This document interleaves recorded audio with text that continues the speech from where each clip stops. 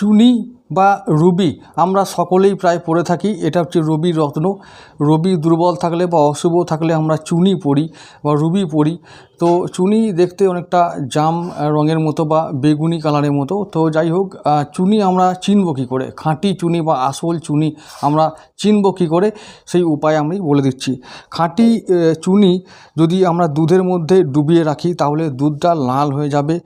আর যদি ওটা কোনো রূপোর থালার মধ্যে রাখি তাহলে ওই রূপোর থালাটি লাল হয়ে যাবে।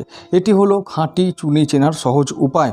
এবার মুক্তো আমরা কী করে চিনব? মুক্তো চিনব এইভাবে যে যদি মুক্তোটা নকল হয় তাহলে নকল মুক্তোটা যদি আমরা গোমূত্রে রাখি তাহলে মুক্তোটা কেটে যাবে, কিন্তু খাঁটি মুক্তো হলে তা কাটবে না।